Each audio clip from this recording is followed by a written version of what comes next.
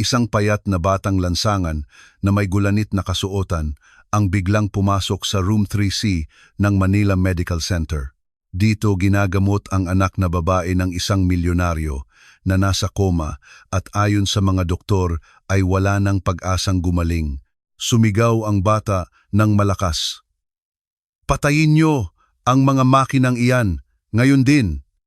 Patayin niyo dahil magigising at lalakad ang anak ninyo." Ang mga salitang iyon ay nagpabagsak kay Ricardo Velasco, isang business tycoon na sanay humarap sa matitinding kalaban sa negosyo at nagpapatakbo ng kanyang imperyo, ang Velasco Automotive Group. Bigla siyang napaluhod habang bumubuhos ang kanyang mga luha. Ang lahat sa paligid niya ay natigilan. "Patayin niyo ang mga makina, patayin niyo ngayon dahil babangon mula sa koma at tatayo ang anak ninyo," sigaw ulit ng bata na mukhang sa kalye nakatira. Tulala si Ricardo Velasco habang nakaupo sa gilid ng kama at hawak ang kamay ng kanyang anak, si Isabel, na mahigit 1 buwan nang walang malay. Dahil sa malakas na boses, napamulat ang kanyang mga mata, nakatingin sa direksyon ng pinto kung saan nakatayo ang bata. "Ano? Anong sinabi mo, bata?" Nauutal niyang sabi. Hindi makapaniwala sa kanyang narinig. Seryosong tumingin ang batang lansangan, walang bahid ng pag-aalinlangan, puno ng kumpiyansang hindi karaniwan sa kanyang edad. "Totoo po, sir. Patayin niyo ang mga makina dahil magigising at lalakad ang anak ninyo. Patayin niyo ngayon." Biglang tumindi ang tensyon sa silid. Parang bumigat ang hangin. Hindi maintindihan ni Ricardo kung paanong ang isang batang lansangan na walang pinag-aralan ay makapagsasalita na parang alam ang lahat. Samantalang ang mga kilalang espesyalista sa buong bansa ay nagsabi ng halos imposible nang magising si Isabel. Sinabi pa nila, kapag pinatay ang mga makina, tiyak na mamamatay ang dalagita. Bago pa man makasagot si Ricardo, sumugod ang kanyang asawang si Marisa na may mukhang puno ng galit at pandidiri. Sino ang nagpapasok sa maruming batang ito? Pwedeng magdala ng sakit ang pulubing ito. Mapupuno ng bakterya ang kuwarto ng anak natin. Delikado ito sa buhay ni Isabel. "Tawagin ang gwardya ngayon din," sigaw niya. Nanlilisik ang kanyang mga mata sa bata na may pagkamuhi na halos parang sa isang dula. Agad namang lumapit si Dr. Antonio Reyes, ang doktor na humahawak sa kaso ni Isabel. Kalmado ang kanyang mukha, ngunit may bahid ng inis sa kanyang mga mata. Malamig ang kanyang boses na may halong pang-iinsulto. "Bata, ospital ito. Hindi ka pwedeng pumasok ng walang pahintulot," sabi niya habang tinitingnan ang bata mula ulo hanggang paa na parang nakakakita ng nakakadiring bagay. "Lalo na't ganyan karumi ang damit mo. Gusto kong lumabas ka agad." Ngunit nagulat ang lahat nang manatiling nakatayo ang batang lansangan. Para bang nakaugat ang kanyang mga paa sa sahig. Nag-aalab ang kanyang mga mata sa determinasyon. Hindi ako aalis hanggat hindi pinapatay ang mga makinang sumusuporta sa buhay ni Isabel." Bumilis ang tibok ng puso ni Ricardo Velasco.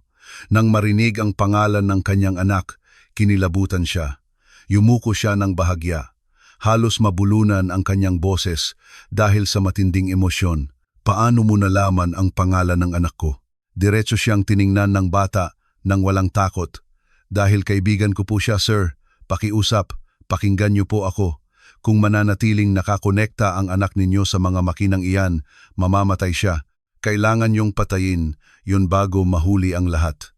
Sa ganoong paraan lang magbubukas ng mata at muling ngingiti si Isabel. Umalingaw-ngaw ang mga salitang iyon sa isip ni Ricardo. May isang bahagi sa kanya na gustong maniwala, ngunit sumisigaw ang kanyang lohika na imposible ang lahat ng iyon. Pakiramdam niya ay naiipit siya sa pagitan ng dalawang mundo. Ang lohika ng medisina na ilang linggo na niyang naririnig ng walang tigil at ang kakaiba, ngunit makapangyarihang katotohanan na nagniningning mula sa tingin lamang ng bata. Bago pa siya makasagot, muling lumapit si Dr. Antonio na may autoridad sa boses. "Pasensya na sa abala, Ricardo. Hindi ko alam kung paano nakapasok ang batang ito, pero sisiguraduhin kong mailalabas siya agad. Walang basehan ang sinasabi niya. Sa katunayan, ang mga makinang ito ang nagpapanatili sa buhay ng anak mo. Kapag pinatay natin yan, mamamatay siya. Agad na tinawag ng doktor ang gwardya sa malakas na boses. Lalong naging hysterical si Marisa, sumisigaw at humihingi ng karagdagang tulong. Litong-lito si Ricardo, palingalinga, tinitingnan ang kanyang anak na mahina at maputla sa kama, saka tumingin sa bata. Ang bumabagabag sa kanya ay ang ekspresyon sa marumi at pagod na mukha ng batang lansangan. Mayroon doong hindi niya kayang baliwalain. Katotohanan, malalakas na yabag ang narinig sa pasilyo at agad na pumasok ang dalawang gwardya. Hinawakan nila ang bata sa mga braso at binti, sinusubukang pigilan ito. Sumigaw si Marisa na puno ng insulto. Ilabas ang maruming batang iyan ngayon din. Paanong ang isang prestihiyosong ospital na tulad nito ay hahayaang makapasok ang isang pulubi sa pinagbabawal na lugar? Pinagtibay ni Dr. Antonio ang kanyang utos at sinimulang kaladkarin ng mga gwardya ang bata. Ngunit hindi siya sumuko. Nagpumiglas at sumigaw siya ng buong lakas. Hindi, mali kayo. Gusto ko lang tulungan si Isabel. Bitawan niyo ako. Ang mga makinang iyan ang pumapatay sa kanya. Bitawan niyo ako. Ang desperasyon ay maririnig sa bawat pantig. Biglang tumayo si Ricardo na may nag-aalab na puso. Kahit kinaladkad, nakahanap pa ng lakas ang bata para iangat ang kanyang ulo at sumigaw sa milyonaryo na may boses na puno ng pagsusumamo. Huwag niyong hayaang mamatay si Isabel. Iligtas niyo siya. Patayin niyo ang mga makina. Niloloko lang kayo nila. Ang mga salitang iyon ay tumama kay Ricardo na parang isang hindi nakikitang suntok. Kinapos siya ng hininga. Nawalan ng hangin sa isang iglap. Umikot ang kanyang isip. Nanginginig ang kanyang boses nang lumabas. Niloloko? Sino ang nanloloko sa akin? Ngunit hindi na nakasagot ang bata. Mas hinigpitan ng mga gwardya ang hawak sa kanya, kinaladkad siya palabas ng pasilyo. Umalingaunggaw ang kanyang sigaw hanggang sa maglaho sa di kalayuan. Itinapon nila siya palabas ng ospital nang walang awa. Ang isang gwardya na may mukhang puno ng galit ay dinuro siya sabay sigaw. Kapag naglakas loob kang bumalik, mas malala pa ang aabutin mo. Umalis ka na ngayon din. Basura. Bumagsak ang bata sa malamig na kalsada, habol ang hininga. Samantalang ang malaking pinto ng ospital ay nagsara ng mahigpit sa kanyang likuran. Sa loob ng silid, ang malaking negosyante ay nanatiling tulala na parang tinamaan ng kidlat. Hindi regular ang tibok ng kanyang puso at ang huling mga salita ng bata ay paulit-ulit na tumatakbo sa kanyang isipan. Niloloko ako. May nanloloko raw sa akin, bulong niya, nang hindi namamalayang sinasabi niya ito ng malakas. Ngunit bago pa man lubusang malunod sa kanyang pag-iisip si Ricardo, mabilis na lumapit ang kanyang asawang si Marisa. Sa isang kalkuladong kilos, ipinulupot niya ang kanyang braso, pilit na niyakap siya mula sa gilid. Matamis ang kanyang boses, ngunit may pilit na tono sa likod nito. Mahal, walang alam ang batang iyon. Isa lang siyang kawawang bata na baka wala sa sarili. Kalimutan mo na siya. Pakiusap, mag-focus tayo kay Isabel. Para bang may plinano, agad siyang lumingon kay Dr. Antonio at sinabing, Doktor, dalhan mo ng isang basong tubig ang asawa ko. Kailangan niyang kumalma. Walang pag-aalinlangan. Lumakad ang doktor sa pinakamalapit na mesa at ilang segundo lang ay bumalik na may dalang isang basong tubig. Heto Ricardo, inumin mo. Makakatulong ito para kumalma ka. Huwag kang mag-alala. Hindi na kailanman magkakaroon ng pagkakataon ang batang iyon na lumapit sa iyo o sa anak mo. Tinanggap ni Ricardo ang baso. Bahagyang nanginginig ang kanyang kamay. Umupo siya sa silya sa gilid ng kama. Habang dumadaloy ang tubig sa kanyang lalamunan, natiling magulo ang kanyang isipan. Pero paano niya nalaman ang pangalan ng anak ko? Bakit siya pumasok dito at sinabi ang lahat ng iyon? Bulong niya na may pagkabalisa. Nagsimulang magsalita si Dr. Antonio na parabang nababasa ang kanyang isip. Nasa lahat ng papeles ang pangalan ng anak mo, sa bawat talaan. Walang magawa ang batang lansangan na iyon. Malamang ay pumasok siya sa ospital, ninakaw ang data ng pasyenteng si Isabel, tapos ay gumawa ng gulo para mapansin. Humihingi ako ng paumanhin sa nangyari sa ngalan ng ospital. Pangako kong hihigpitan ang seguridad. At gaya ng sabi ni Marisa, mas mabuting kalimutan na lang at mag-focus sa pag-aalaga sa anak mo. Nagbuntong hininga si Marisa na parang guminhawa sa paliwanag at idinagdag, nakausap ko ang doktor bago ka dumating, mahal. Sabi niya, may pag-asa pa raw. Sabi niya, may posibilidad pa raw na magising si Isabel mula sa koma. Agad na pumutol si Doktor Antonio na may kalmado ngunit matigas na boses, para bang nakahanda na. Pero sa ngayon, ang magagawa lang natin ay maghintay. Kailangan natin siyang panatilihing konektado sa mga makinang iyan at magdasal sa Diyos. Wala nang ibang paraan. Ang mga salitang iyon ay parang isang hindi mabata na pabigat kay Ricardo. Dahan-dahan niyang ibinaba ang kanyang ulo, para bang bawat kalamnan niya ay puno ng pagkatalo. Ang pag-asang matagal na niyang pinanghahawakan ay tila natunaw sa harap ng kanyang mga mata. Sa kaibuturan ng kanyang puso, gusto niyang ilayo ang kanyang anak, protektahan siya sa lahat ng pagdurusa.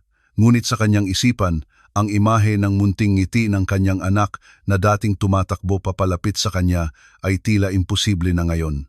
Hindi na napigilan, nagsimulang manginig ang katawan ni Ricardo. Mabilis ang pagtaas-baba ng kanyang dibdib at walang anumang salita, bumuhos ang kanyang iyak. Umiyak siya na parang isang batang walang magawa. Ang kanyang mga hikbi ay umalingaw-ngaw sa katahimikan ng silid. Palaging handa si Marisa na samantalahin ang pagkakataon, niyakap siya na parang puno ng pagmamahal. Mahal, magiging maayos ang lahat. Malalampasan ito ni Isabel. Malakas ang anak natin, kakayanin niya. Bulong niya na para bang gustong tahiin ang isang marupok na pag-asa sa puso ng kanyang asawa. Si Dr. Antonio, na karaniwang nagpapanatili ng isang klinikal at malamig na tono, ay lumapit din.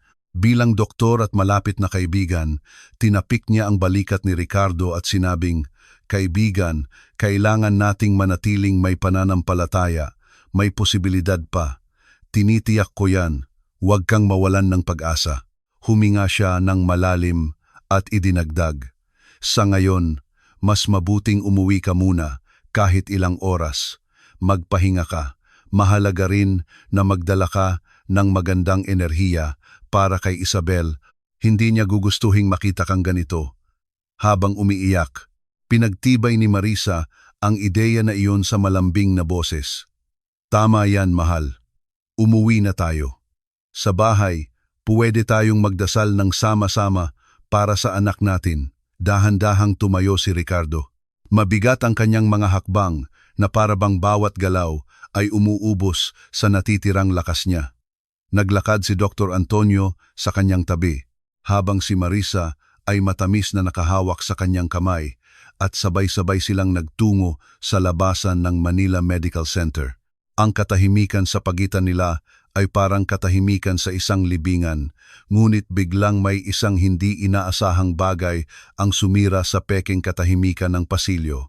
Isang malakas at matinis na tunog na parang nabasag na salamin ang umalingaw-ngaw sa mga pader. "Ano yon?" sigaw ni Marisa na takot habang nakatakip ang kamay sa dibdib. Lumingon si Dr. Antonio sa direksyon ng tunog at si Ricardo, nakadarating lang mula sa pag-iyak, ay naramdaman ang pagyelo ng kanyang dugo. Galing sa kwarto ni Isabel ang tunog na iyon. "Ang anak ko," sigaw niya habang handang tumakbo ng buong bilis, walang pag-aalinlangan. Silang tatlo ay kumaripas ng takbo sa pasilyo. Ang kanilang mga hakbang ay tumatama sa makinis at malamig na sahig. Parang sasabog ang puso ni Ricardo habang papalapit sila sa silid. Ang tanawin mula sa siwang ng pinto na bahagyang nakabukas ay nagpatigil sa kanila. Bumalik ang batang lansangan. Ang parehong bata na may nag-aalab na mga mata at puno ng determinasyon ay tumalon papasok sa bintanang kadarating lang na basagin. Ang mga pira-pirasong salamin na kumikinang sa sahig ay palatandaan ng kanyang pagpasok. Kasimbilis ng kidlat, tumakbo ang bata sa pinto at nilak ito mula sa loob ng buong lakas. "Anong ginagawa niya?" Desperadong sigaw ni Marisa. Agad na hinampas ni Dr. Antonio ang pinto gamit ang kanyang kamao. Buksan mo ngayon din. Buksan mo ang pinto. Bilis! Utos niya na may boses na puno ng galit. Hinampas din ni Ricardo ang pinto at sa nanginginig na mga kamay ay nagmakaawa. Sa ngalan ng Diyos, bata, huwag mong saktan ang anak ko. Buksan mo ang pinto, parang awa mo na. Ibibigay ko ang kahit ano. Pera, pagkain, tirahan, kahit anong gusto mo. Pakiusap, buksan mo ang pinto. Mula sa loob ng silid, malinaw na narinig ang boses ng bata, puno ng kumpiyansa. Gusto ko lang po ang ikabubuti niya, sir. Ginagawa ko ito para kay Isabel. Papatayin ko ang mga makina at makikita ninyo. Magigising siya. Napuno ng desperasyon ang pasilyo. Sumigaw si Dr. Antonio na may tonong may autoridad na may halong takot. Huwag mong gawin yan, bata. Kapag pinatay mo yan, papatayin mo siya. Huwag! Sumigaw din si Marisa na halos hysterical. Guardia, tulong, bilis. Papatayin niya ang stepdaughter ko. Sirain niyo ang pinto ngayon din. Lubusang nalunod sa desperasyon ang milyonaryo, hinahampas ang pinto gamit ang kanyang kamao na nagdulot ng pag-ingit sa kahoy dahil sa tindi ng mga suntok na dala ng sakit. Huwag mong gawin. Huwag mong saktan ang anak ko. Sa ngalan ng Diyos, huwag. Ungol niya na may boses, nawasak sa pagdurusa. Napuno ang pasilyo ng mga sigaw, hampas at tunog ng hininga ng isang desperadong ama. Samantalang sa likod ng pinto, isang batang lansangan ang nanunumpa na gusto niya lang iligtas ang munting buhay ni Isabel. Lumayo ang bata mula sa pinto. Ang kanyang tingin ay nakatuon sa mga medikal na aparato na dapat sanang nag-iingat sa buhay ng dalagita. Malakas, malinaw, at puno ng kumpiyansa ang kanyang boses. Magiging maayos ang lahat. Makikita ninyo, sir, magiging maayos ang lahat. Agad pagkatapos noon, tumakbo siya sa sulok kung saan tumitibok ang mga medikal na kagamitan na nakakonekta sa marupok na katawan ni Isabel. Walang pag-aalinlangan, sinimulan niyang bunutin ang mga kable, tanggalin ang mga koneksyon, alisin ang bawat tubo kahit na ang gamot na nakadikit sa braso ng dalagita ay kanyang tinanggal. Ang tunog ng mga natanggal na medikal na aparato at mga makinang pinatay ay pumuno sa silid.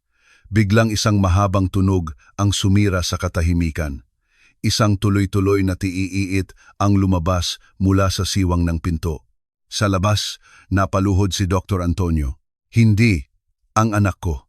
Ngunit para lubusang maunawaan kung ano ang nangyari sa loob ng silid at kung bakit ginawa ng bata ang ganoong kalakas na loob na aksyon, kailangan nating bumalik ilang linggo bago iyon. Noon, si Ricardo Velasco, ang makapangyarihang milyonaryo at pinakamalaking shareholder ng Velasco Automotive Group, ay komportableng nakaupo sa silid ng kanyang anak. Isang malapad na ngiti ang nakaguhit sa kanyang mukha habang binabasa niya ng malakas ang isang klasikong kuwentong pambata. Ang mga diwata ay para sa mga naniniwala, sabi niya habang sinisipi ang isang bahagi mula sa isang kuwentong bayan ng Pilipinas at tiningnan si Isabel, naghihintay ng kanyang reaksyon. Ang dalagita, na tinatawag niyang Bella, ay nakikinig sa bawat salita ng may buong atensyon. Nakaupo sa kama na may manipis na kumot na nakatakip sa kanyang mga binti, tila nalulunod siya sa mundo ng kuwentong binabasa ng kanyang ama. Ngunit ang kanyang mga mata ay nagtatago ng higit pa sa atensyon. Mayroong isang tahimik na kalungkutan na nakadikit dito. Biglang may marahang katok sa pinto. Ilang sandali pa ay lumitaw ang anyo ni Marisa na may dalang isang baso ng grape juice at isang malaking piraso ng chocolate cake. Malambing ang kanyang boses. "Excuse me, tingnan niyo kung ano ang dala ko para sa pinakamagandang babae sa bahay na ito." Maingat na lumapit ang stepmother at iniabot ang plato at baso sa kamay ng bata. Magalang na nagpasalamat si Isabel kahit walang sigla. "Salamat po, Tita Marisa." Agad na napansin ni Ricardo ang malungkot na tono sa boses ng kanyang anak. Yumuko siya, nagtataka at nag-aalala. "Bakit, anak? Mukha kang malungkot?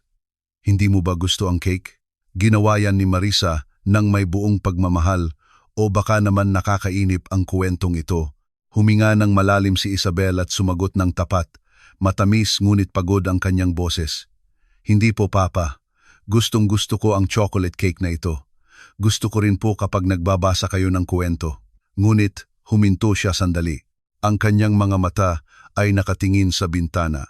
Sa malawak na hardin ng kanilang mansyon sa Forbes Park na may luntiang damo na maganda ang pagkakaalaga, pero gusto ko pong maglaro sa labas. Pagod na po ako sa kwarto lang, nagbabasa o nanonood ng TV. Gusto ko pong tumakbo, maglaro. Nanigas ang puso ni Ricardo. Napalunok siya. Sinusubukang pigilan ang mga luhang handa ng tumulo. Mahal ko, alam kong gusto mong tumakbo, pero ngayon kailangan mong magpahinga. Bahagi yan ng gamutan. Hindi magtatagal, tatalon at tatakbo ka ulit. Pangako, dadalhin kita sa isang napakagandang amusement park. Deal? Sumingit si Marisa habang nakangiti ng matamis para magbigay ng sigla. Tama yan, Bella. Malakas kang bata. Sandali na lang at babalik na ulit ang lakas mo. Kailangan mo lang sundin ng maayos ang treatment. Ngunit si Isabel ay tila hindi pa kumbinsido, matalas at mature para sa kanyang edad ang kanyang tingin, seryosong nakatingin sa kanyang ama. Pero bakit sa akin pa nangyari ang sakit na ito? Lagi naman akong kumakain ng gulay. Lagi kong ginagawa ang sinasabi ni Papa. Pakiramdam ko malusog ako. Nakakagulat ang pagiging mature ng bata. Huminga ng malalim si Ricardo at sumagot ng may pagmamahal, "Mahal ko, sa kasamaang palad, walang sinuman ang makapipili kung kailan magkakasakit. Ang mahalaga ngayon ay alagaan ka namin.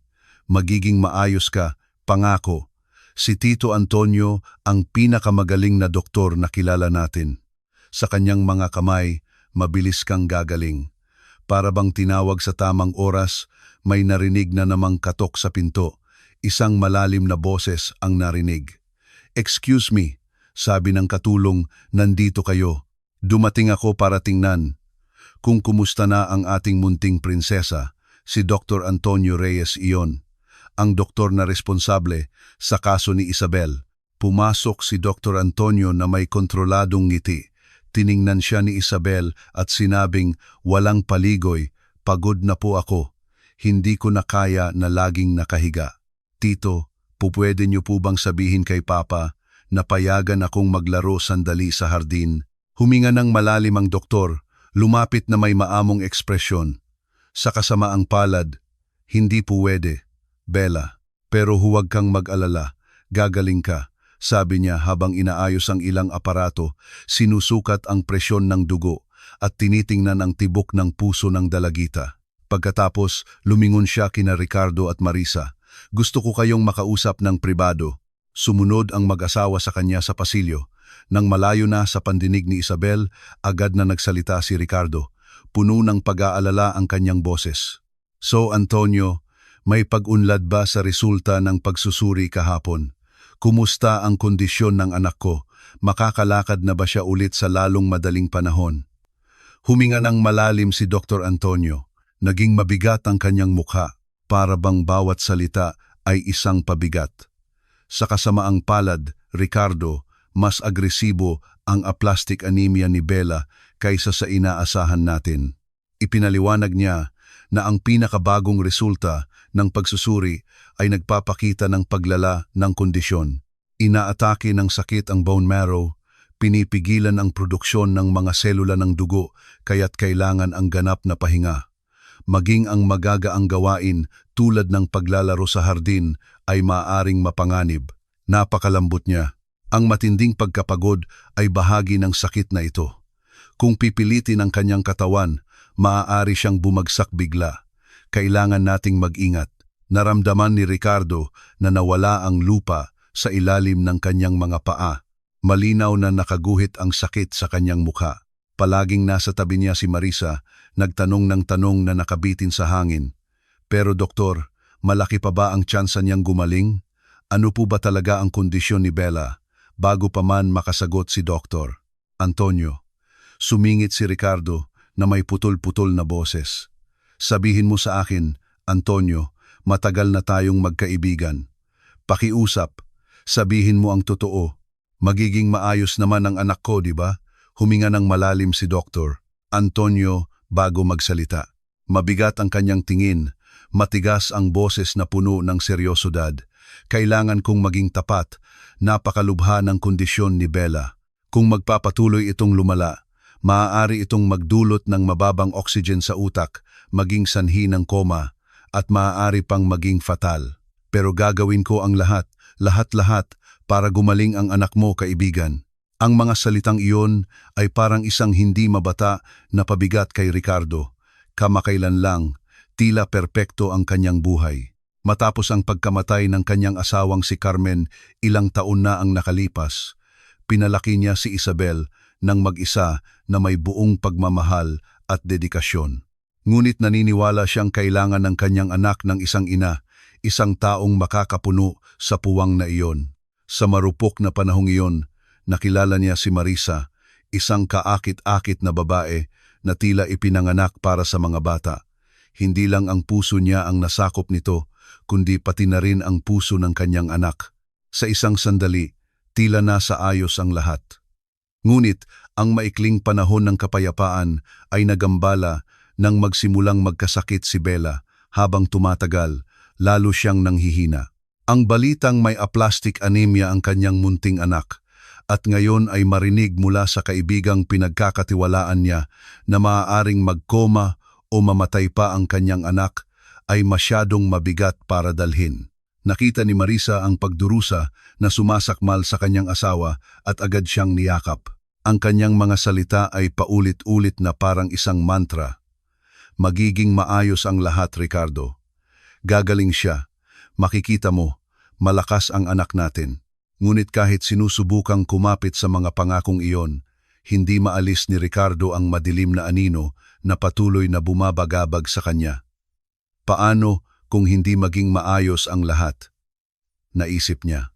Si Dr. Antonio, na may kilos ng isang bihasang doktor, ay sinubukang ayusin ang emosyonal na kaguluhan.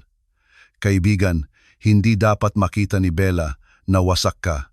Iminumungkahi kong magpatuloy ka sa pagtatrabaho, ipagpatuloy mo ang iyong buhay ng normal. Kung lulubog ka sa kawalan ng pag-asa, maaaring maipakita mo iyon sa kanya at lalong lumala ang kanyang kalagayan. Kailangan niyang maniwala na maayos ang lahat. Kailangan niyang maramdaman ang kumpiyansa. Nakakatulong iyon sa paggamot, sa pagpapanatili ng kanyang diwa.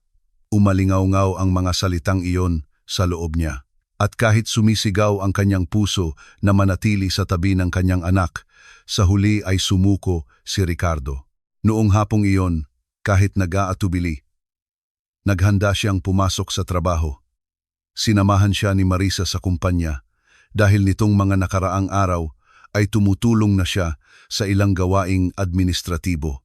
Sa kabila ng lahat, hindi na kayang asikasuhin ng milyonaryo ang lahat ng mag-isa habang pabigat sa kanyang isipan ang sakit ni Isabel. Bago umalis, bumalik si Ricardo sa silid ng kanyang anak, lumapit sa kama at marahang hinalikan ang kanyang noo. Mahal ko, kailangang pumasok ni Papa sa opisina, pero kung may kailangan ka, tawagin mo lang ako o humingi ka ng tulong kay Manang Celia. At tandaan mo ang napag-usapan natin, manatili kang kalmado sa kama para mabilis kang gumaling, ha?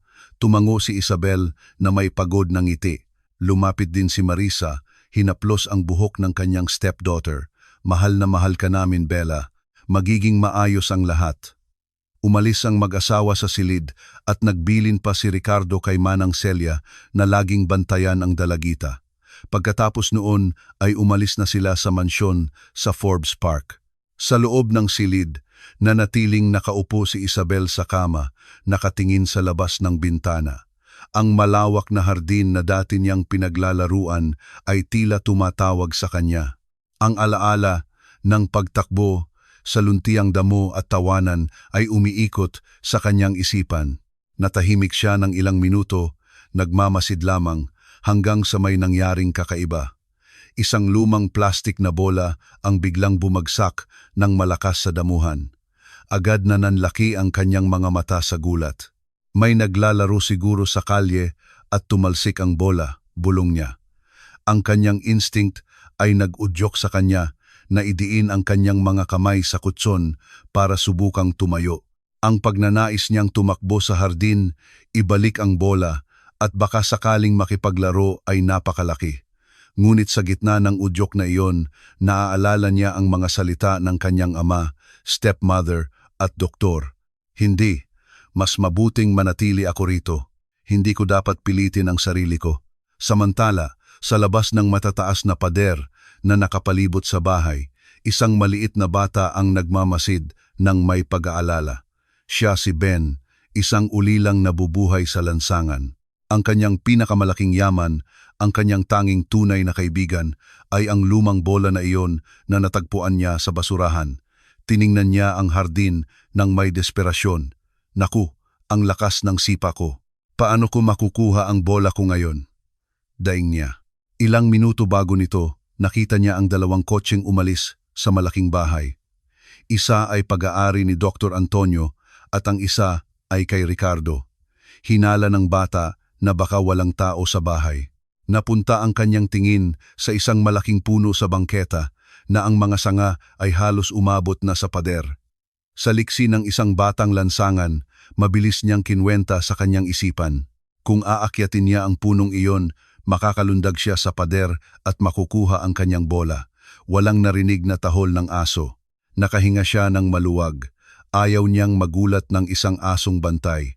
Gayunpaman, alam niyang hindi tama ang pumasok sa bahay ng iba. Ngunit ang bola na iyon ay lahat para sa kanya, ang kanyang kanlungan mula sa kalungkutan. Kukunin ko lang ng mabilis, tapos aalis na ako. Kukunin ko lang ang gamit ko, desididong naisip ni Ben.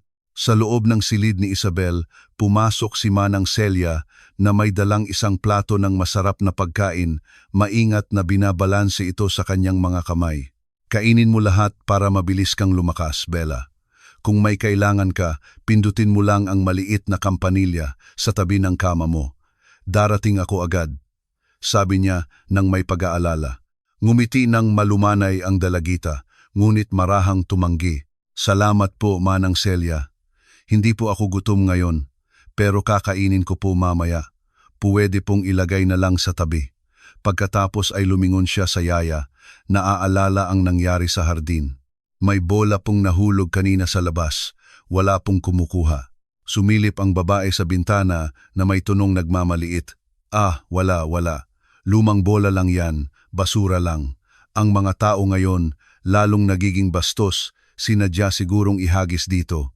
Mamaya, si Mang Joko na bahala sa hardin ang magtatapon yan kasama ng mga tuyong dahon. Tumango lang si Isabel nang hindi kumikibo. Kahit na nananatiling nag-aalab ang kanyang kuryosidad, patuloy niyang tinitingnan ang lumang bola na nakahandusay sa damuhan. Hindi niya alam na sa likod ng pader, pinaplano ni Ben kung paano makakapasok at mababawi ang kanyang kaisa-isang yaman. Lumabas si Manang Celia ng silid, marahang isinara ang pinto. Hindi namamalayan na ang simpleng bagay sa hardin na iyon ay malapit nang magdugtong sa dalawang buhay sa isang hindi inaasahang paraan. Ilang sandali pang nakaupo si Isabel, nakatitig sa platong iniwan ni Manang Celia. Alam niyang kailangan niyang kumain, bahagi ito ng pagpapagaling. Subalit ang matinding panghihina ay bumabalot sa bawat kalamnan niya. Huminga ng malalim ang dalagita, ni hindi magawang iangat ang tinidor. Doon niya narinig ang isang kakaibang tunog. Hindi mula sa pasilyo, hindi mula sa ibaba. Galing ang tunog sa labas. Isang bagay na gumagalaw sa mga sanga ng puno. Kumunot ang kanyang noo, bumalik ang tingin sa bintana. Bumilis ang tibok ng kanyang puso nang magulat. May isang payat na batang lalaki na may marumi at punit-punit na damit ang nakaupo sa isa sa mga sanga ng malaking puno sa labas. Mabilis siyang kumilos, halatang sanay umakyat. Nang may kahusayan, lumundag siya papasok sa hardin ng mansyon sa Forbes Park. Pinanood ni Isabel ang bawat galaw niya nang may pagkamangha at pag-aalala. Mabilis na tumakbo ang bata patungo sa kanyang lumang bola, yumuko at maingat na kinuha ito na parabang isang hiyas. Doon niya itinaas ang kanyang ulo at nagtagpo ang kanilang mga mata. Pareho silang natahimik sandali na parabang huminto ang oras. Mabilis na kumurap si Ben, nagulat na nahuli. Pasensya na, Huwag mo sanang tawagin ang kahit sino. Aalis na ako agad, sabi niya nang kinakabahan, nanginginig ang boses. Ngunit ang nakuha niya ay hindi sigaw o sermon, kundi isang taos-pusong ngiti mula kay Isabel. Huwag kang mag-alala, pero mas mabuting dumaan ka sa pinto. Mataas ang pader na yan, baka masaktan ka, mahinang sabi niya. Namula ang mukha ni Ben, napalunok dahil sa hiya. Pasensya na, akala ko walang tao. Pero, aalis na ako. Halos umalis na siya nang may nakakuha ng kanyang pansin. Naamoy ng kanyang ilong ang nakakatakam na aroma, mainit na pagkain, totoong pagkain na may sariwang pampalasa. Kumalam ang kanyang sikmura sa gutom. Hindi sinasadyang napatingin siya sa maliit na mesa sa tabi ng kama ni Isabel. Doon, isang plato ng pagkain ang umuusok pa. Ang amoy ay parang langit. Hindi na malayan, dinilaan ni Ben ang kanyang labi na parabang natitikman na niya ang pagkain sa kanyang imahinasyon lamang. Matagal na siyang hindi nakakatikim ng ganoong pagkain. Ang buhay sa lansangan ay nagturo sa kanya na masanay sa mga tirang pagkain mula sa basurahan, matitigas na piraso na hindi na dapat kainin at mga mumo. Ngunit ngayon, sa harap niya ay isang buo at mainit na plato ng pagkain. Nakita ni Isabel kung gaano kagutom tumingin ang bata sa pagkain. Siya na kanina ay walang gana, naramdaman niyang napuno ng awa ang kanyang puso. Sa isang malumanay na ngiti, iniabot niya ang plato. Kung gusto mo, kainin mo na lang, wala akong gana. Nagulat si Ben, umatras. Gusto niyang tumanggi, gusto lang magpasalamat at umalis. Pero malakas na kumalam ang kanyang sikmura, sinira ang kanyang pagpipigil. Nahiya, lumapit siya sa bintana. Nanginginig ang kanyang boses. Seryoso, pwede ko talagang kainin? Tumango ang dalagita habang nakangiti. Oo naman, ubusin mo na.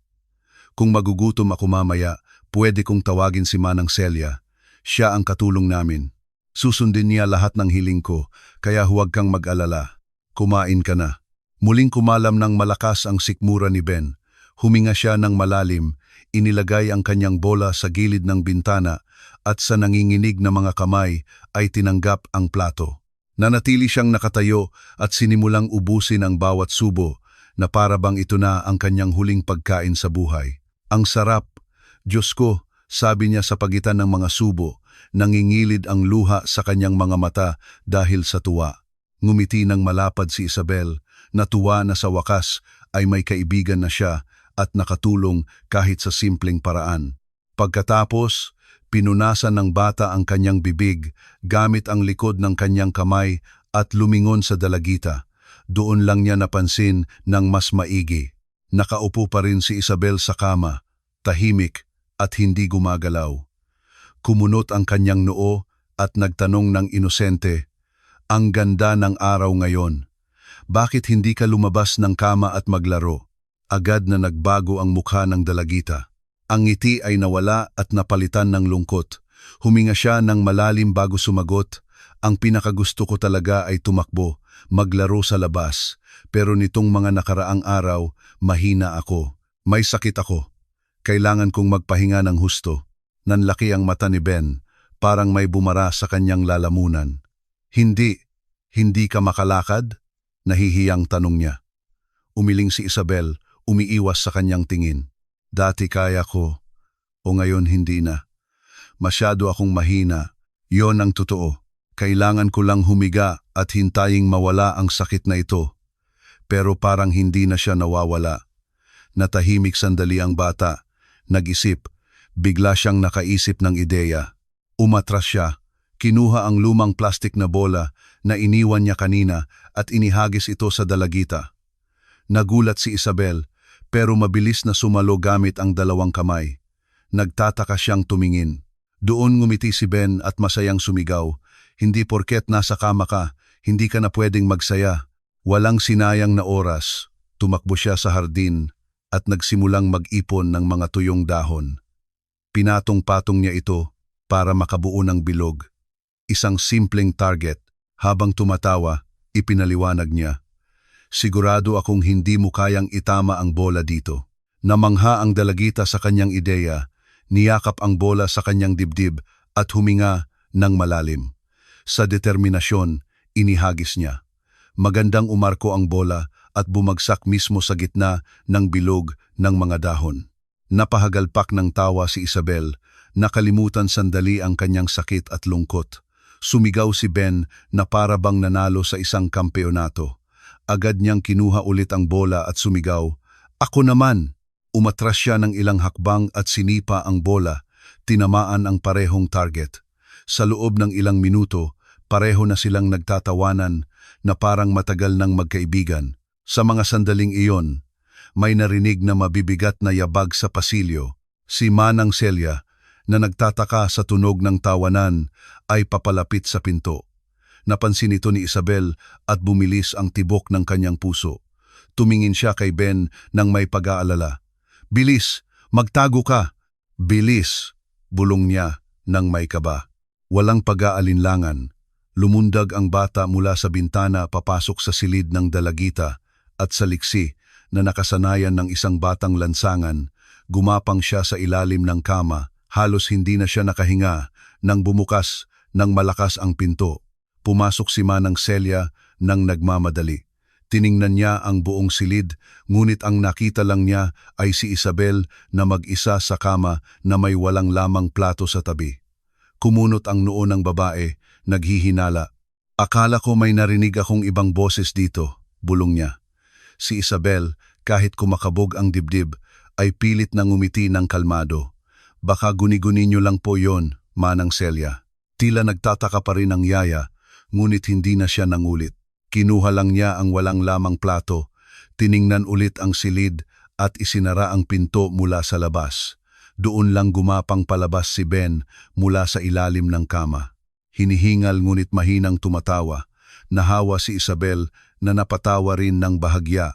Naunang nagsalita ang dalagita ng malambing ngunit may pag-aalala. "Mukhang mas mabuting umuwi ka na ngayon. Baka maghinala sila. Ayaw ni Papa na naglalaro ako o may ginagawa." Ngumiti si Ben, isiniksik ang bola sa kanyang dibdib. "Sige, pero kung gusto mo, babalik ako bukas." Agad na nagliwanag ang mukha ni Isabel. Tumango siya ng may sigla, hindi maitago ang kanyang kaligayahan. Ganoon nagsimula ang kanilang sikretong gawain. Mula noon, nagsimulang pumasok ng palihim si Ben sa likuran ng mansyon sa Forbes Park. Walang sinumang nakapansin sa kanya. Palagi siyang maingat para hindi makita. At ang mga pagbisitang iyon ay naging isang ugali. Ang kanilang pagkakaibigan ay lumago na parang isang maliit na apoy na nakatago ngunit nag-aalab. Araw-araw, kapag nasa trabaho ang kanyang ama at abala si Marisa sa ibang bagay, lumilitaw si Ben sa hardin, lumulundag sa bintana at tumatakbo papunta sa silid ng dalagita. Doon sila naglalaro ng palihim, naglalaro ng baraha, gumagawa ng mga kwento, nagpapaligsahan gamit ang lumang bola at nakakahanap ng mga simpleng laro na hindi nakakapagod sa katawan ni Isabel. Ang dalagita, na dating nawalan na ng gana sa buhay, ay muling natagpuan ang tawa at ningning sa kanyang mga mata. Ang silid na dati tahimik at malungkot ay napuno na ngayon ng masasayang boses at biruan. Si Manang Celia, na noong unay nagtataka sa mga boses na naririnig mula sa silid, ay huminto na sa paghahanap ng paliwanag. Pagod at kumbinsido na ito'y guni-guni lamang, nagsimula pa siyang gumamit ng earphone habang nagtatrabaho. Nagbigay ito ng mas malaking kalayaan sa dalawang bata. Isang hapon, mukhang mas mahina si Isabel, ngunit masigla pa rin. Bahagyang nanginginig ang kanyang mga kamay, ngunit hindi nawawala ang ngiti sa kanyang mukha. Naglalaro siya ng uno kasama si Ben. Tumatawa sa tuwing naglalagay ng baraha ang bata na may eksaheradong kilos. Matapos ang maraming laro, tumayo ang bata, isiniksik ang bola sa kanyang kilikili at sinabing, "Kailangan ko nang umalis. Babalik ako bukas. Magsasaya ulit tayo," sabi niya na may malapad na ngiti. Tumango lang si Isabel. Sinusubukang itago ang pagod na mas matindi ngayon kaysa dati. Ngunit ayaw ni Isabel na malaman ng bata ang kanyang pagod. Ang huling gusto niya ay ang tumigil sa pagpunta si Ben. Muling lumundag ang bata sa pader ng mansyon sa Forbes Park gaya ng dati, ngunit sa pagkakataong ito, hindi pumanig sa kanya ang tadhana. Paglapag niya sa kabilang bahagi ng kalsada, nabangga niya ang isang tao, si Marisa iyon. Nanlaki ang kanyang mga mata, ang kanyang mukha ay puno ng galit at pandidiri. Matatalas ang kanyang boses, puno ng pagkamuhi. Sinusubukan mong akyatin ang pader ng bahay ko, maruming bata ka. Natigilan si Ben, walang masabi. Bago pa siya makahanap ng dahilan, sumugod ang babae at sumigaw ng mas malakas. Umalis ka rito ngayon din, bago ko tawagin ang pulis. Halika, layas. Hindi na nagdalawang isip ang bata. Kinuha ang kanyang bola at tumakbo ng mabilis sa kalsada. Malakas ang kabog ng kanyang dibdib, basa ng luha ng takot ang kanyang mga pisngi. Nang umuwi si Ricardo ilang oras pagkatapos, natagpuan niya si Marisa na naghihintay, sabik na magkuwento. Pagpasok pa lang ng lalaki, agad niyang idinrama ang bawat salita. Mahal, hindi ka maniniwala. May isang magnanakaw na sumubok akyatin ang pader ng bahay natin. Hindi na ligtas ang lugar na ito tulad ng dati. Kailangan nating magpakabit agad ng electric fence.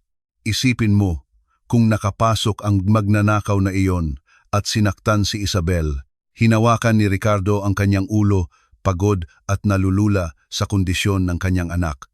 Wala siyang lakas na harapin ang panibagong problema.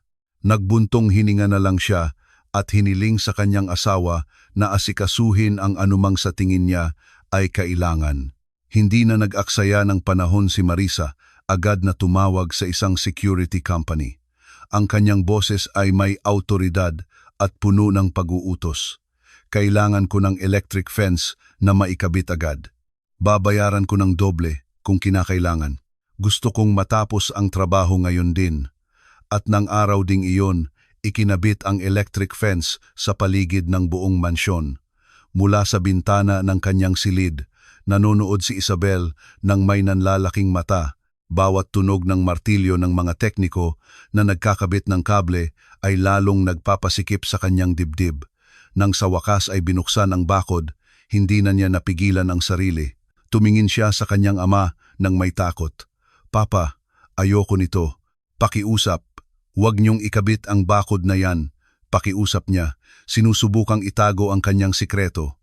Ngunit si Ricardo, na kumbinsidong pinoprotektahan siya, ay sumagot ng matigas, para ito sa kaligtasan mo anak. Huwag kang mag-alala. Napalunok si Isabel. Gusto niyang magsabi ng totoo. Umamin na mayroon siyang sikretong bisita pero hindi niya kaya. Natahimik na lang siya, tinitingnan ang bakod ng may pag-aalala, iniisip kung paano pa makakapasok si Ben. Samantala, sa ibang bahagi ng mansyon, mahinang nag-uusap sina Marisa at Dr. Antonio na dumating sa dahilan na titingnan ang kondisyon ng dalagita. Ang kanyang ekspresyon ay puno ng pagkainip. Masyado nang matagal to. Kailangan na nating pabagsakin si Ricardo. Ngayon din, sabi niya habang pabalik-balik sa paglakad. Ngumisi ang doktor. Kumikinang ang kanyang mga mata sa isang mapanganib na kumpiyansa. Huwag kang mag-alala, mahal ko. Magiging maayos ang lahat. Dinagdagan ko na ang dosis ng gamot ni Isabel. Bukas, baka hindi na niya maimulat ang kanyang mga mata.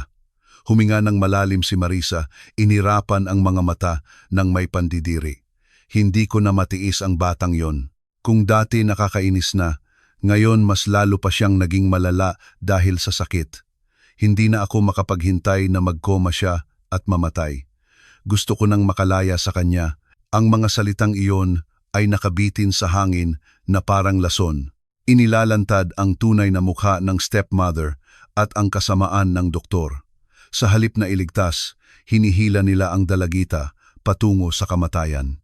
Tinapik ni Dr. Antonio ang balikat ni Marisa at nagsalita sa isang kalkuladong tono na parang nagbibigay ng isang nakatagong utos. Isa-isang bagay lang. Hindi natin pwedeng sirain ang lahat, Marisa. Kailangan nating maging matiyaga. Nakapasok ka na sa kumpanya ni Ricardo. Sandali na lang at magkakaroon ka na ng access sa lahat ng kanyang shares. Ang sikreto ay ang unti-unting pagwasak sa diwa ni Ricardo. Hindi dapat biglang mamatay ang bata. Sa ganoong paraan lang natin siya mapapahina. At doon, makukuha na talaga natin ang lahat ng kanyang yaman. Ang planong iyon ay napakasama, malupit at hindi maisip. Ang katotohanan, hindi kailanman naging tapat na kaibigan si Dr. Antonio na pinagkakatiwalaan ni Ricardo.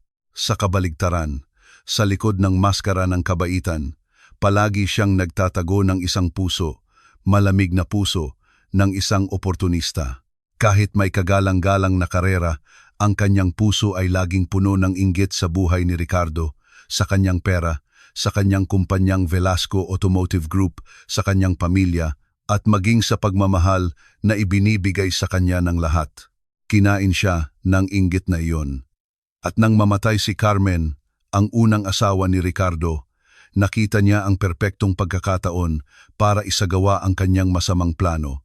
Ang pagkamatay ni Carmen ang naging unang hakbang para wasakin ng paunti-unti ang milyonaryo. Noon, lumabas si Dr. Antonio bilang isang tagapayo, isang tapat na kaibigan. Ang kanyang mga salita ay puno ng pag-aalala, ngunit may nakatagong intensyon. Kailangan mong lumabas ng mas madalas. Ricardo, hindi ka pwedeng manatili sa pagluluksa magpakailanman. Siguradong gusto ni Carmen na maging masaya ka. Sa dahilang iyon, hinila niya ang kanyang kaibigan sa isang bitag. Noong gabing iyon, dinala niya ito sa isang magarbong party na puno ng tao, musika at inumin. Ngunit nakaayos na ito para sa isang partikular na pagkikita. Doon, handa ng gampanan ni Marisa ang kanyang papel. Simple ang plano, babanggain si Ricardo na parang hindi sinasadya at bubuksan ang daan para sa isang paglapit. Pasensya na, napakatorpe ko, sabi niya habang bahagyang natatapon ang inumin sa malinis na damit ng milyonaryo. Nagkunwaring nahihiya, idinagdag niya, hayaan mong linisin ko. Sa isang panyo sa kanyang kamay, nagkunwari siyang nililinis ang damit habang nagbibigay ng isang kaakit-akit ng ngiti. Dahan-dahan. Nagsimulang sakupin ni Marisa ang espasyo. Inakit niya ito gamit ang kanyang karisma at talino. Habang sa malayo, si Dr. Antonio ay nagmamasid ng may kasiyahan, nakikita ang plano na tumatakbo ayon sa inaasahan. Hindi nagtagal, nakuha ng babae ang puso ni Ricardo at, sa gulat ng marami, pati na rin ang munting puso ni Isabel. Hindi kailanman naisip ng mag-ama na sa harap nila ay nakatayo ang dalawang mandaragit na nakabalat kayo. Simple lang ang unang plano. Kailangang pakasalan ni Marisa ang milyonaryo para magkaroon ng akses sa kanyang yaman, ngunit agad nilang napagtanto na hindi sapat ang kasal at panunuyo lamang. Mula sa bibig ni Marisa, isinilang ang isang masamang ideya. Kailangan nating gamitin ang bata. Doon lang magiging pabaya si Ricardo. Kaya't napagdesisyunan ang pinakamalupit na hakbang, ang paglikha ng isang peking sakit para sa dalagita. Pinalsipika nila ang mga medical report, gumawa ng peking diagnosis, at sa autoridad ni Dr. Antonio, binigyan nila ito ng mga gamot na sa katunayan ay nakatagong lason. Malinaw at masama ang layunin, pahinain si Isabel ng paunti-unti hanggang sa magkoma at, bilang resulta, wasakin ang isipan ni Ricardo para makuha nila ang lahat ng kanyang yaman. Noong gabing iyon, na may bagong electric fence na nakapalibot sa bahay, inabot ni Dr. Antonio ang isang bote ng gamot kay Marisa. Malamig at walang pag-aalinlangan ang kanyang boses. Heto na, pagkatapos ng dosis na ito, tuluyan nang mawawalan ng malay ang bata. Pagkatapos, dadalhin natin siya sa ospital at ako na ang magbabantay sa kanya. Malaking dagok yun sa tangang si Ricardo. At sa ganoong paraan, makukuha na natin ang lahat. Nagpalitan sila ng isang halik na puno ng konspirasyon, sinelyuhan ang kanilang masamang kasunduan. Pagkatapos ay naglakad sila patungo sa sala, kung saan naghihintay si Ricardo na may mukhang wasak sa pag-iyak. Namumula ang mga mata ng milyonaryo, nanginginig ang kanyang boses. Nakita kong lalong nanghina si Bella ngayon, Antonio. Natatakot akong may mangyari sa kanya, sabi niya ng paos. muling isinuot ni Dr. Antonio ang maskara ng isang tapat na kaibigan. Kaibigan, sa kasamaang palad, lumalala nga ang kondisyon ni Isabel, pero manalig tayo. Iniwan ko na kay Marisa ang mga gamot, kailangan ko nang umalis. Pero kung mayroon man, tawagan mo lang ako. Babalik ako agad. Malalampasan ito ng anak mo. Aalagaan ko siya na parang sarili kong anak. Ililigtas natin si Bella. Palaging nasa tabi niya si Marisa, pinagtitibay ang mga salita ng may matamis at peking boses. Tama yan, mahal. Magiging maayos siya. Kailangan nating maniwala. Tumango lang si Ricardo ng matamlay. Dinudurog ng sakit ang kanyang puso. Hindi niya alam na sa mga kamay ng babaeng pinili niya bilang kapalit ni Carmen ay nakalagay ang lason na maaaring magbura sa ngiti ng kanyang anak magpakailanman. Hindi nagtagal, nagpaalam si Dr. Antonio sa dahilan ng trabaho. Hinatid siya ni Marisa hanggang sa pinto. Nagpalitan sila ng isang tusong tingin at bumalik sa kanyang asawa. Pumunta ka na't mag-good night kay Bella.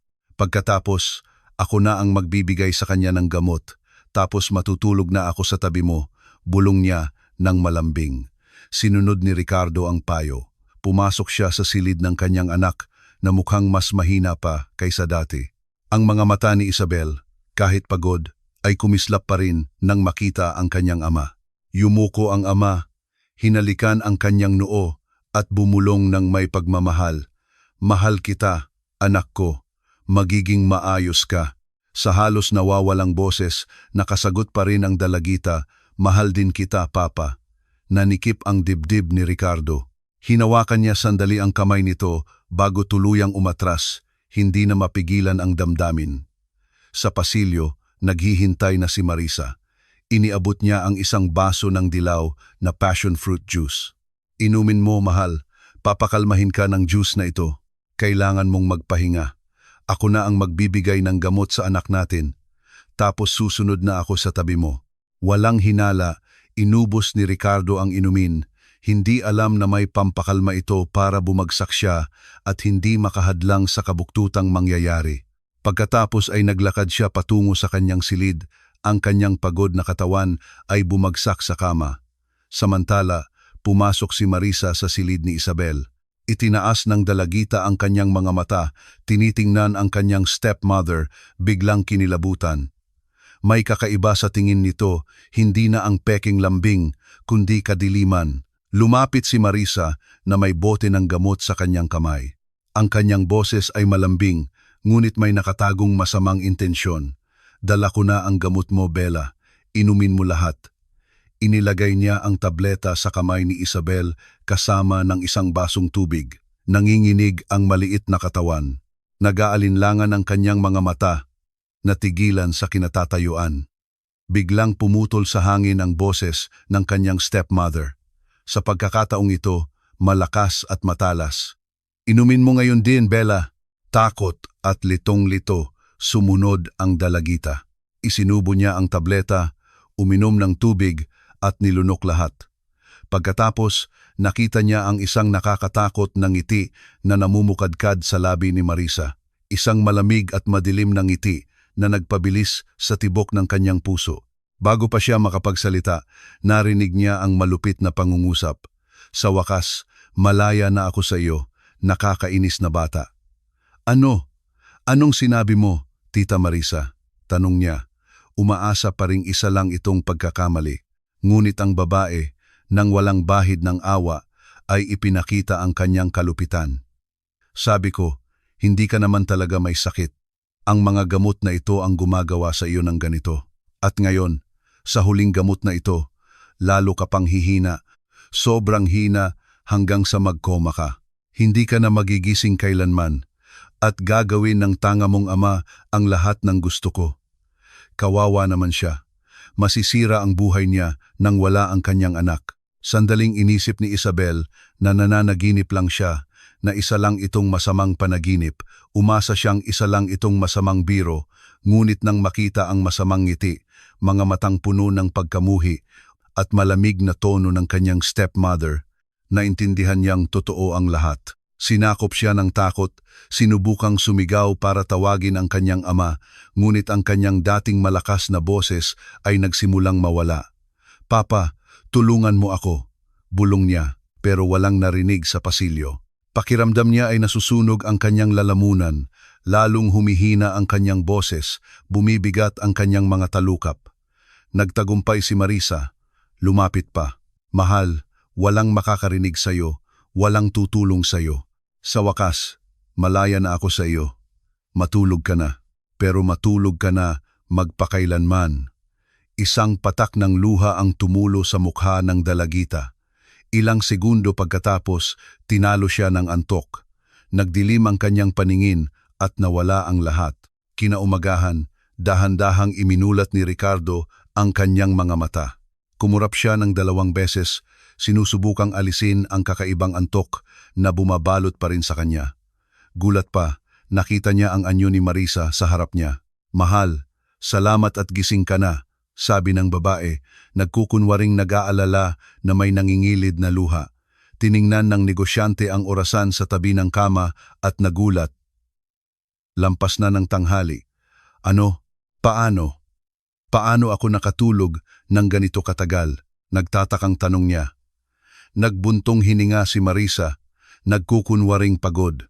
"Bumagsak ka kahapon," sabi ni Dr. Antonio, "naipon lang daw ang kulang mo sa tulog. Sinubukan kitang gisingin, pero hindi ko nagawa. Halika, mahal ko, halika." Bumilis ang tibok ng puso ng negosyante. Agad siyang umupo, puno ng takot. "Anong nangyari sa anak ko? Anong nangyari sa anak ko, Marisa?" Ilang minuto pagkatapos, nasa Manila Medical Center na si Ricardo kung saan nagtatrabaho si Dr. Antonio. Sinamahan siya ng desperasyon sa bawat hakbang. Pagpasok niya sa room 3C, naramdaman niyang nawala ang sahig sa ilalim ng kanyang mga paa. Nakahiga si Isabel doon, konektado sa mga makina, hindi gumagalaw, at ang kanyang paghinga ay pinapanatili ng isang makina. Lumapit si Dr.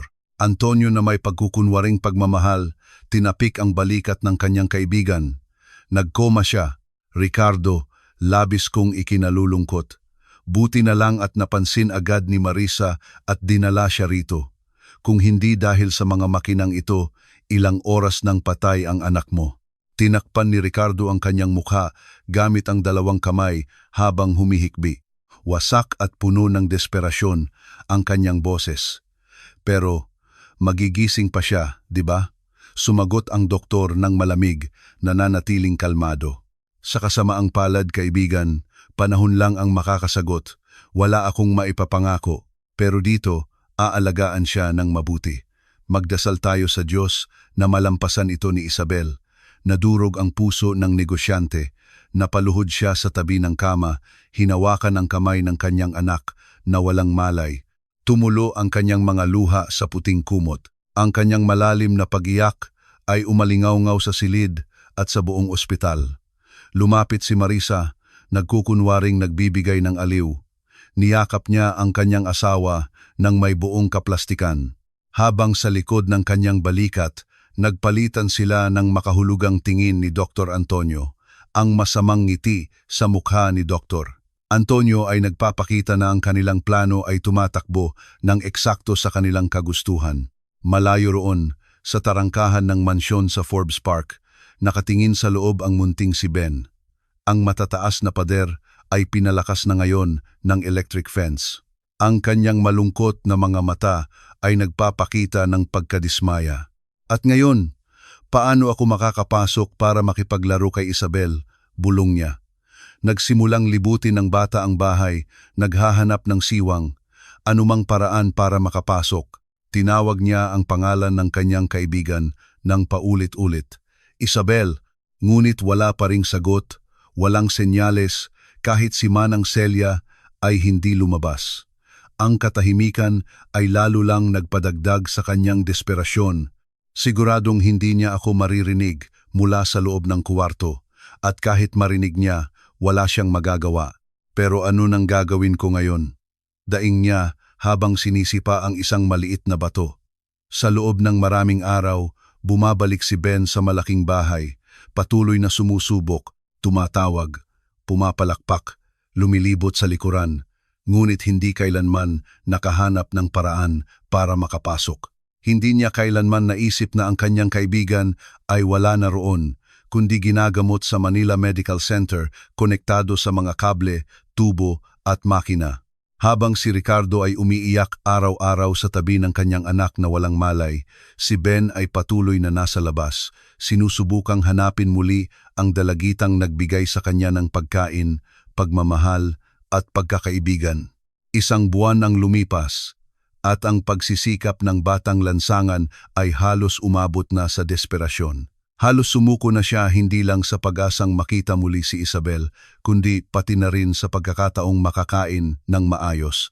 Sa kabila ng lahat, mula sa platong pinagsaluhan nila ng kanyang kaibigan, natagpuan niya ang tanging aliw sa kanyang gutom. Nang araw na iyon, muling umakyat si Ben sa puno malapit sa pader. Mula roon, pinagmamasdan niya ang bintana ng silid ng kanyang kaibigan na sarado na sa loob ng maraming linggo. Lalong sumisikip ang kanyang dibdib sa bawat araw na lumilipas nang hindi siya nakikita. Habang iniisip niya kung paano makakapasok ng hindi nakukuryente, may isang bagay na nakakuha ng kanyang pansin. Isang kotse ang huminto mismo sa harap ng puno. Bumukas ang bintana nito at mula sa driver's seat, nakita niya ang isang lalaki. Pamilyar ang kanyang mukha. Naalala niya ang deskripsyon na sinabi ni Isabel tungkol sa kanyang doktor. Siya siguro ang doktor niya, si Dr. Antonio. Dapat ba akong bumaba? Dapat ba akong magtanong? Naisip niya na may malakas na kabog sa dibdib. Hindi niya namamalayan na malapit na siyang makalapit sa isang mapanganib na katotohanan. Halos bumaba na si Ben mula sa puno nang makarinig siya ng mga papalapit na yabag. Noong una, inakala niyang may dumadaan lang sa kalye, ngunit agad niyang nakilala ang anyo. Nanlaki ang kanyang mga mata, bumilis ang tibok ng kanyang puso. Ito ay isang taong kilalang kilala niya, isang taong kinatatakutan niya. Si Marisa. Mabilis na naglakad ang babae habang may dalang folder na puno ng papel. Lumingon siya sa paligid at, nang hindi namamalayan ang presensya ng bata na nakatago sa mga sanga ng puno, mabilis na pumasok sa nakaparadang kotse. Nanatiling tahimik si Ben, hindi gumagalaw, sinusubukang kontrolin ang kanyang hininga. Halos mawalan siya ng balanse sa sanga nang makita niya ang sumunod na kilos. Yumuko si Marisa at hinalikan si Dr. Antonio. Ang kanyang boses na puno ng emosyon ay malinaw na narinig sa loob ng kotse at narinig ito ng bata mula sa kanyang kinalalagyan. Nagawa natin, mahal. Lahat ng shares ng tangang si Ricardo Velasco ay nasa pangalan ko na. Tinakpan ni Ben ang kanyang bibig gamit ang dalawang kamay. Hindi makapaniwala, ngumiti ng may kasiyahan ang doktor. Alam kong kaya mo. Ngayon, pwede na tayong maglaho sa mapa magpakailanman. Ngunit si Marisa ay tila ayaw huminto roon. Kumikinang ang kanyang mga mata sa ambisyon na iwanan ang lahat ng pag-aari ni Ricardo. Ngayong kontrolado ko na ang lahat at sa kanyang pagiging marupok, wasak dahil sa batang iyon. Nalaman ko na mayroon pa palang maraming ari-arian ang tanga, mayroon pa siyang mga plantasyon. Antonio, mga plantasyon na hindi niya kailanman sinabi sa akin. Gusto ko lahat para sa atin. Lumapit si Dr. Antonio. Nagtataka. At ano ang mungkahi mo? Ang tingin ni Marisa ay napakalamig at tumatagos. Kailangan na nating tapusin ito. Dadagdagan natin ang dosis ng gamot na nagpapanatili kay Isabel sa koma hanggang sa tuluyan na siyang mawala. Gusto kong mamatay ang batang iyon. Sigurado ako na kapag namatay siya, lalong lulubog si Ricardo sa kalungkutan at magkakaroon ako ng ganap na kontrol sa lahat. Pagkatapos noon, ilang buwan na lang at aalisin na rin natin siya. Sino ba namang makakapaghintay hanggang ngayon? Siguradong makakapaghintay pa ng ilang buwan. Hindi tayo dapat mag-iwan ng kahit isang sentimo. Naramdaman ni Ben na nasusuka siya. Malamig na pawis ang dumaloy sa kanyang noo at nang hindi nila namamalayan na pinagmamasdan sila, patuloy silang nag-usap, inilalantad ang bawat detalye ng kanilang masamang plano. Mahigpit na kumapit ang bata sa puno, nanginginig. Nanlaki ang kanyang mga mata sa takot. Idinagdag ni Dr. Antonio, "So, desidido na. Pumunta na tayo sa ospital ngayon. Dadagdagan ko ang dosis ng gamot na nag-induce ng coma. Iiniksyon ko ito sa kanyang IV fluid at pananatilihing nakabukas ang mga makina para lalong humina si Isabel hanggang sa mabilis siyang mamatay." Pumalakpak si Marisa na parang isang kontrabidang nagtagumpay. Ito na ang katapusan ng nakakainis na batang iyon, at pagkatapos lahat ng pag-aari ni Ricardo ay magiging atin. Naramdaman ni Ben na nanghina ang kanyang mga binti. Halos mahulog na siya sa puno nang makita niyang umalis ang kotse dala ang dalawang halimaw. Nanatili siyang tulala ng ilang segundo na may malakas na kabog sa dibdib. Papatayin ng mga halimaw na yon si Isabel. Hindi ko pwedeng hayaan yon. Kailangan kong gumawa ng isang bagay, bulong niya na halos walang boses. Sa nanginginig na katawan, nagsimula siyang bumaba sa puno ng mas mabilis hanggat maaari. Pagdating ng kanyang mga paa sa lupa, tumakbo siya patungo sa tarangkahan ng mansyon at sinimulang suntukin ito ng buong lakas. Ang kanyang payat na mga kamay ay patuloy na humahampas. Humahampas, ngunit walang nakarinig. Sumigaw siya hanggang sa mamaga ang kanyang lalamunan. "Buksan niyo! Tulong! Nasa panganib si Isabel. Pakiusap, buksan niyo!" Ngunit walang tao sa bahay. Wala ang kanyang ama. Walang sagot. Ang katahimikan ay nakakabingi. Hinihingal siya. Nagsimulang tumulo ang luha sa kanyang mukha. Wala sigurong ama niya rito. Ako lang ang dapat magpatay ng mga makinang iyon. Hindi dapat mamatay si Isabel. Hindi na nag-aksaya ng oras ang batang lansangan. Sa malakas na kabog ng dibdib at mahinang mga binti, kumaripas siya patungo sa ospital. Tumakbo siya ng mas mabilis kaysa dati sa buong buhay niya. Mahina ang kanyang katawan dahil sa gutom. Ilang araw nang walang maayos na kain. Nasusunog ang kanyang dibdib. Masakit ang kanyang baga. Ngunit hindi siya tumigil. Nababangga niya ang mga tao sa bangketa, nadudulas, natutumba, ngunit agad na bumabangon. Mabigat ang kanyang hininga, bumubuhos ang pawis, ngunit hindi niya binagalan ang kanyang pagtakbo. Malinaw na ang kanyang layunin sa kanyang isipan. Ang Manila Medical Center, ang pinakaprestihiyosong ospital sa lungsod, kung saan ginagamot ang pinakamayayamang pamilya, kung saan tiyak na nandoon si Isabel. Nakita na niya ang mansyon mula sa labas at loob, nakita ang lahat ng karangyaan nito, at hindi siya nag-aalinlangan na iyon ang ospital na pipiliin ng kanyang ama. Sa bawat kanto, sa bawat hakbang, ang imahe ng mukha ni Isabel ang nagtutulak sa kanya. Ang kanyang ngiti, ang pagkakaibigang nabuo, ang pangakong maglalaro ulit sila. Lahat ng iyon ay naging gasolina para sa kanyang mga paa. Matapos ang halos isang oras na walang tigil na pagtakbo, pagod at hinihingal, sa wakas ay nakita niya ang malaking puting gusali sa harap niya. Malinaw na nakasulat ang malalaking titik na nagmamarka sa Manila Medical Center. Hindi na nag-aksaya ng oras si Ben. Sa liksi na itinuro ng buhay sa lansangan, lumapit siya sa gilid ng gusali, pinagmasdan ang bawat detalye, at doon niya ito nakita. Isang bintana sa ikatlong palapag ang bahagyang nakabukas. Nagsimula siyang umakyat sa istruktura ng may kahusayan, ginagamit ang bawat siwang bilang tukod. Ang puso ni Ben ay parang tatalon na palabas sa kanyang dibdib. Nang maabot niya ang sapat na taas, sumilip siya sa loob at doon nakita niya si Isabel na nakahiga sa kama na napapalibutan ng mga makina. Mukhang mas mahina pa siya kaysa dati. Maputla ang balat, mabigat ang mga talukap, mga tubo at kable ang nakadikit sa kanyang katawan na konektado sa mga makinang regular na tumutunog. Dahan-dahang tumutulo ang IV fluid sa kanyang ugat, ngunit sa kaibuturan ng kanyang puso, alam ni Ben na hindi iyon gamot, kundi lason. Sa tabi ng kama, nakaupo sa isang silya na may pagod, malungkot at wasak na mukha, ay isang lalaking maayos ang pananamit. Kahit hindi pa niya ito nakita, agad niyang nahulaan. Siya ang ama ni Isabel, si Ricardo Velasco. Sa unahan, Nakatayo na may peking ekspresyon ng pagmamahal at kamay sa kanyang balikat ay si Marisa. Kumikinang ang kanyang tingin sa kaplastikan.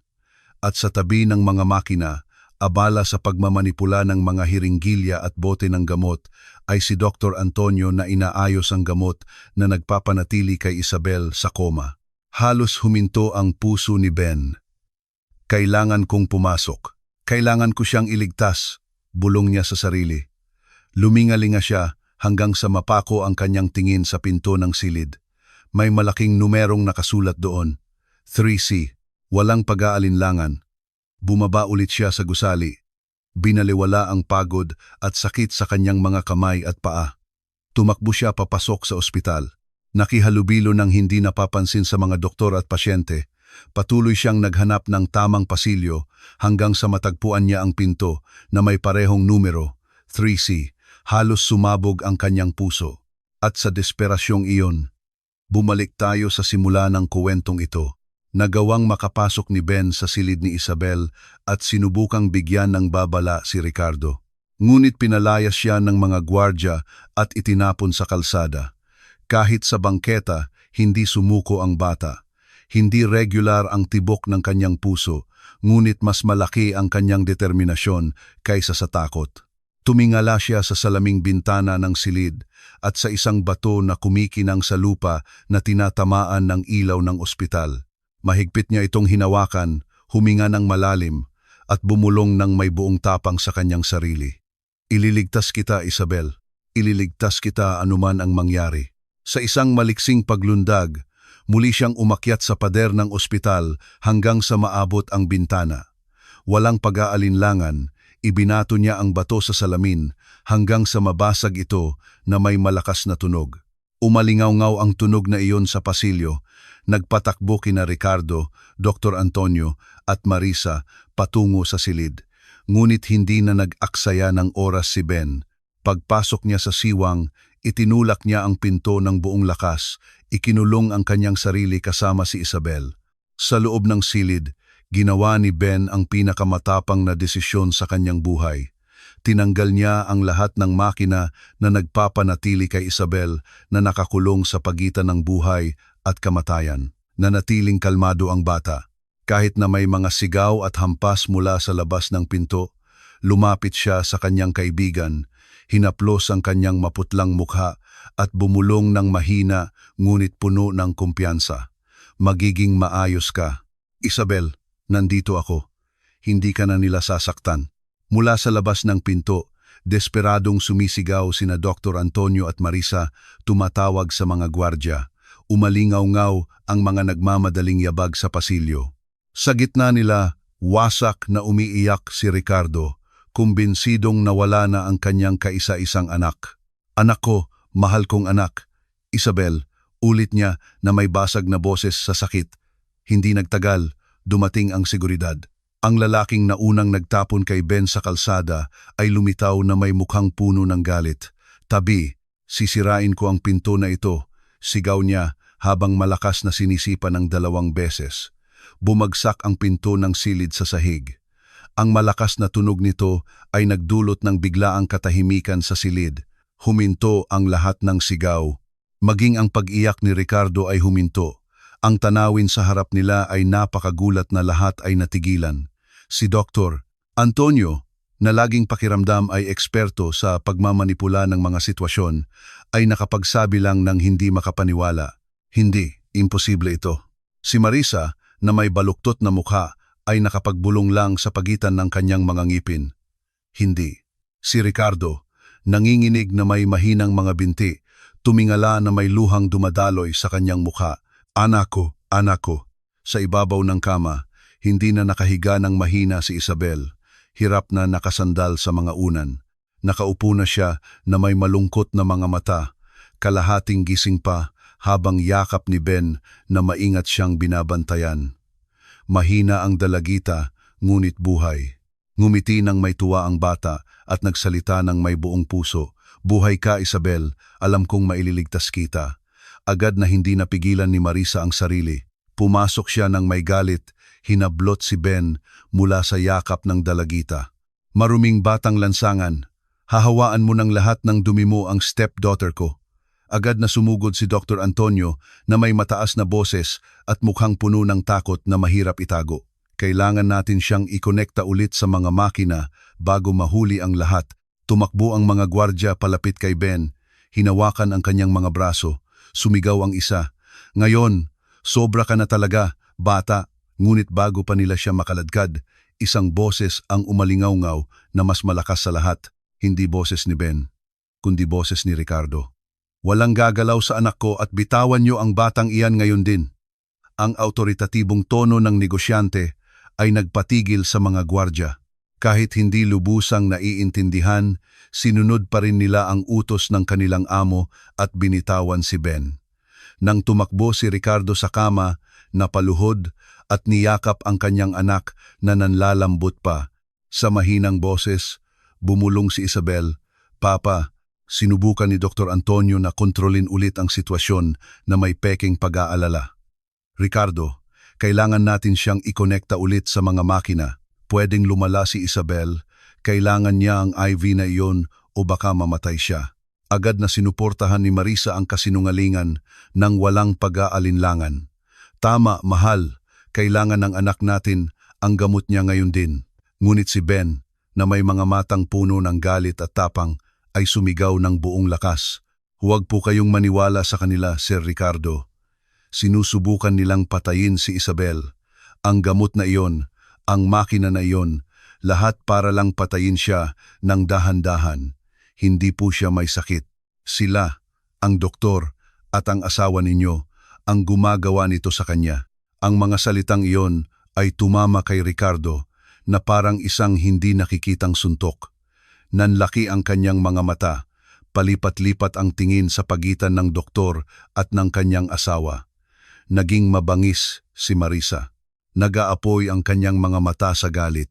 Walang hiyang bata ka, paano mo nasasabi yan? Mahal ko ang stepdaughter ko, mahal ko si Isabel. Hindi ko kailanman gagawin yon. Ano ang dahilan ko? Sumabog din si Dr. Antonio ng malakas at magaspang. Isa akong kagalang-galang na doktor. Bata, hindi mo alam ang sinasabi mo. Lumabas ka rito ngayon bago ka magsisi. Hindi ko na palalampasin ang iyong kawalang-galang. Ngunit hindi natinag si Ben.